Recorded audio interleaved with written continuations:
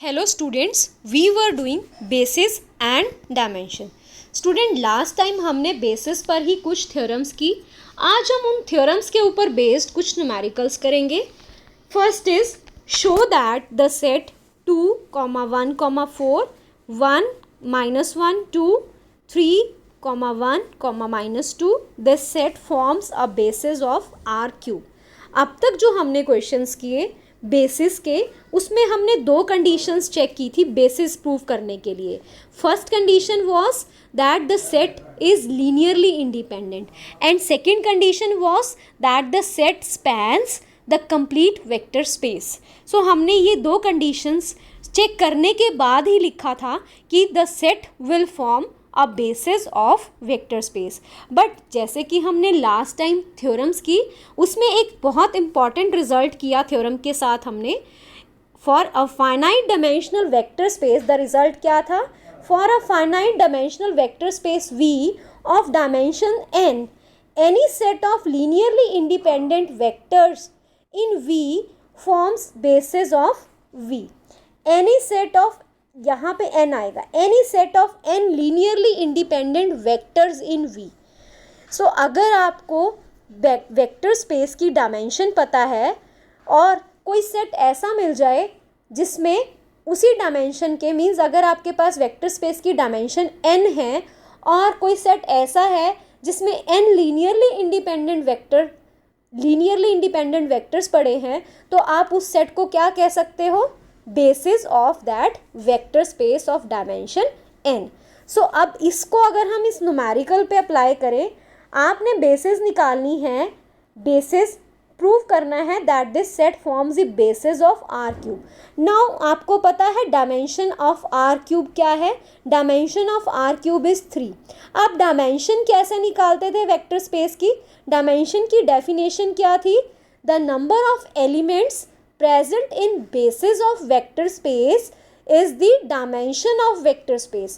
और आपको ये पता है कि आर क्यूब की जो बेसिस हैं, स्टैंडर्ड बेसिस हैं, उसमें कितने एलिमेंट्स हैं? E1, E2, E3, 3 elements, 1, 0, 0, 0, 1, 0 and 0, 0, 1। So this is the standard basis of R cube containing 3 elements. So dimension of R cube कितनी हो गई? 3। अब अगर कोई भी सेट जिसमें 3 एलिमेंट हो और वो 3 एलिमेंट लीनियरली इंडिपेंडेंट हम शो कर दें, तो that set will form the basis. फिर हमें वो सेकंड कंडीशन चेक करने की ज़रूरत नहीं है कि वो स्पैन करता है वेक्टर स्पेस को या नहीं करते हैं। ठीक है, सो यहाँ पे सिर्फ एक कंडीशन चेक करने की ज़रूरत पड़ेगी according to the result. So let us prove या let us check that this set is linearly independent or not. So we have scalars a, b, c such that a times 2, 1, 4 plus b times 1, -1, 2 plus c times 3, 1, -2 is equal to 0. So we have 2a plus b plus 3c first element, a minus b plus c second element, 4a plus 2a minus 2c, 2b minus 2c is third element, is equal to 0. So they both are equal if the corresponding elements are equal. So this is equal to 2a plus b plus c is equal to 0, equation 1. Second is minus a minus b plus c is equal to 0, equation 2. And third is 4a plus 2b minus 2c is equal to 0, equation 3. अब हमने solution निकालना है इन equations का। Solution means A B C की value निकालनी है। अगर तो ए बी सी की वैल्यू नॉन ज़ीरो आती है then they are linearly dependent, और अगर इनकी वैल्यू ज़ीरो आती है then they are linearly independent. So we are interested in either the solution is trivial और नॉन ट्रिवियल। सो हमने इसी सिस्टम को किस तरह से लिख लिया?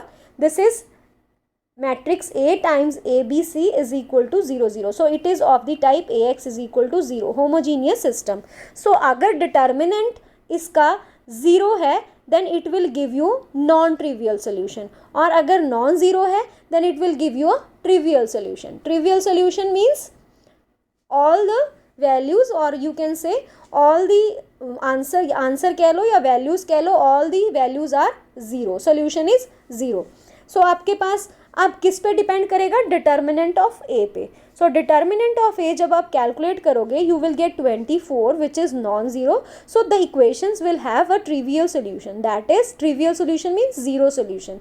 ए is zero, B is zero and C is zero. और अगर स्केलर्स की वैल्यू ज़ीरो है तो सेट क्या हो जाएगा, लीनियरली इंडिपेंडेंट. सो ये वेक्टर्स तीनों के तीनों लीनियरली इंडिपेंडेंट है और डायमेंशन भी आर क्यूब की 3 है. It matches with the number of linearly independent vectors. So therefore the set which is given to you will form a basis of R cube. Next question, find the coordinates of the vector -1, 2, 3 and 4 relative to ordered bases 0, 1, 1, 0, 0, 0, 1, 1, 1, 0, 0, 1, 0, 1, 0, 0. अगर हम अपने last lecture पे जाएं और वहाँ पे coordinates की definition को रिकॉल करें तो कोऑर्डिनेट्स की डेफिनेशन क्या थी, the scalars associated with the vectors, उनको हम क्या बोलते हैं, कोऑर्डिनेट्स. सो अब हमने कोऑर्डिनेट्स किसके निकालने हैं, इसके. So scalars which are associated with this vector. ठीक है, सो कोऑर्डिनेट्स हम कैसे निकालेंगे, let this vector be written as linear combination of the given basis. क्योंकि ये इसकी बेसिस है तो it can be written as linear combination of given vectors. So हमने क्या किया, ये वेक्टर लिया और इसको हमने क्या लिख दिया, a1 स्केलर ले लिया, a1 time vector v1, a2 times vector v2, a3 times vector v3, a4 times vector v4 and we want to find this a1, a2, a3 and a4. So here we have a1 into 0 plus a2 into 0 plus a3 into 1 plus a4 into 1. So first element is a3. Second element is a1 plus a4. Third element is a1 plus a2 and the fourth element is a2 plus a3. So comparing this we have a3 as -1 और जब हम इनको solve करेंगे we will get a1 as -2, a2 as 5 and a4 as 4. So हमें मिल गए इसके associated scalars. So what are the scalars, -2, 5, -1 and 4. सो जब भी हमने किसी वेक्टर के कोऑर्डिनेट्स निकालने हैं और उसके बेसिस गिवन है then that vector can be written as linear combination of the given vectors. And आपने लीनियर कॉम्बिनेशन के में जो स्केलर्स यूज हुए हैं उनको फाइंड आउट करना है and they will become the coordinates of the vector.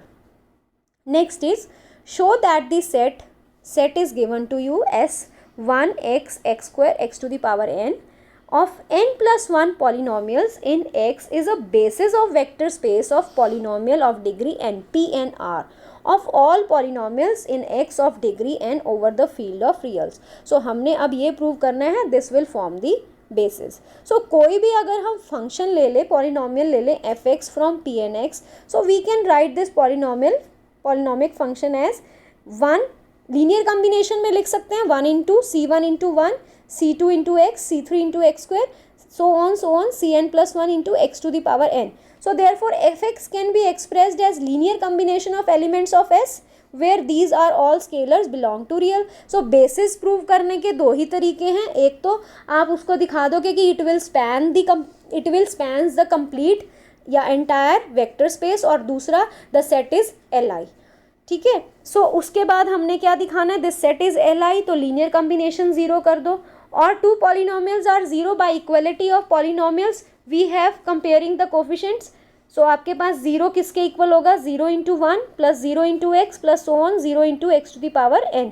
So comparing the coefficient, so c1 0 और यहाँ से x का coefficient c2 is 0, x square का कोफिशिएंट c3 इज 0, xn का coefficient cn which is also 0. सो सारे scalar 0 आ गए.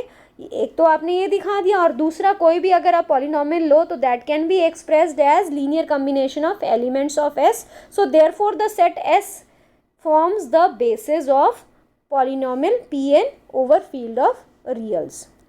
Next question is show that the set of vectors is a basis of R4 over R. अब यहाँ पे भी आपके पास दो मेथड्स हैं. एक तो आप इसको दिखा दो कि ये जो आपके पास वेक्टर्स हैं they will span the complete vector space R4. और दूसरा मेथड क्या है, आपको R4 की डायमेंशन पता है क्योंकि स्टैंडर्ड बेसिस R4 की होती हैं E1, E2, E3 and A4. तो डायमेंशन ऑफ R4 कितना हो गया, 4. और सेट में 4 ही वेक्टर्स हैं. अगर ये चारों वेक्टर लीनियरली इंडिपेंडेंट आप शो कर देते हो then they will form the basis. According to result proved. So you have let A1 हमने सिर्फ क्या, it is only sufficient to prove that these vectors are Li vectors. So A1, A2, A3, A4 belongs to Rn. So we have one A1 into this first vector, A2 into second vector, A3 into third vector, A4 into fourth vector. So this is A1 plus A2 plus A3 plus A4, 2A2 plus 2A3 plus 2A4, 3A3, 4A4 is 0. Comparing coefficients, we have this 0, 0, 3A3 0, 4A4 0. So we have A4 0, next is A3 0. So यहाँ से A2 0 और यहाँ से A1 0. So all the scalars are 0. So अगर सारे scalar 0 हैं तो set क्या हो गया, linearly independent. Therefore the set is a basis of R4. So next is find the dimension of vector space. We have to find the dimension of vector space rationals over rationals, Q root 3 over field of rationals. So इसकी dimension कैसे निकालेंगे. सबसे पहले तो इसमें किस तरह के एलिमेंट्स होंगे. Q रूट 3 में इसमें एलिमेंट्स होंगे A plus B times root 3 where A and B belongs to rational. इस तरह के एलिमेंट होंगे. ठीक है. सो फील्ड भी क्या है, रैशनल नंबर्स. सो हमने फील्ड में से भी जो एलिमेंट्स होंगे फील्ड में वो भी सारे क्या हैं, रैशनल्स. सो कोई भी एलिमेंट अगर हम ले लें इस सेट का Q रूट 3 का, तो हम उसको कैसे लिख सकते हैं, U is equal to A plus B root 3 where A comma B belongs to field of rationals. So this can also be written as 1 into A plus root 3 into B. ठीक है. सो आप देखो जो आपका U है वो linear combination में लिखा जा रहा है 1 और रूट 3 के. ठीक है. 1 और रूट 3 के लीनियर कम्बिनेशन में लिखा जा रहा है. यहाँ पे आपके पास स्केलर्स क्या हैं, A और B. स्केलर्स कहाँ से लिए, फील्ड ऑफ रैशनल्स में से. और वो कैसे लिखे जा रहे हैं, लीनियर कम्बिनेशन ऑफ वेक्टर्स. जो हम V1 V2 ले रहे थे, यहाँ पे V1 है 1 और V2 है रूट 3 और आपके पास स्केलर्स क्या हैं, A और B. सो ये किसकी उसमें लिखे गए, लीनियर कम्बिनेशन 1 और रूट 3. अब सेट में दो एलिमेंट्स पड़े हैं, एक 1 और दूसरा root 3. They will form the entire vector space which is Q root 3. अब लेट अस चेक कि वो लीनियरली इंडिपेंडेंट भी हैं दोनों. अगर लीनियरली इंडिपेंडेंट है then we will say that they will form the basis of the vector space Q root 3. This अगर आप इनको देखो, इनको देखते ही पता चल जाएगा 1 और रूट 3 जो हैं वो लीनियरली इंडिपेंडेंट है. वो दोनों एक दूसरे पे डिपेंड नहीं करते, क्योंकि जो आपने रैशनल नंबर्स लेने हैं ना, जो आपने स्केलर्स लेने हैं वो कहाँ से लेने हैं, रैशनल्स से लेने हैं. सो रैशनल से लोगे तो ये कभी भी डिपेंड नहीं करेंगे. So we will now prove that 1 and root 3 is linearly independent set. So how will we prove? Let A1 times 1 plus A2 scalars times 1 plus A2 times root 3 is equal to 0. और 0 भी किस में से लेना है, अपने set Q root 3 में से. So it is 0 plus 0 into root 3. So comparing the rational and irrational parts, we have A1 0 and A2 0. So this set is Li set. So this will form the basis of Q root 3. Now हमने तो dimension निकालनी है vector space की Q root 3. तो dimension कैसे निकलेगी, number of elements in the basis. So number of elements in the basis कितने हैं, 2. सो डायमेंशन कितनी हो गई Q रूट 3 की, dimension is 2. So dimension of Q root 3 is 2. So students, thank you for watching the video.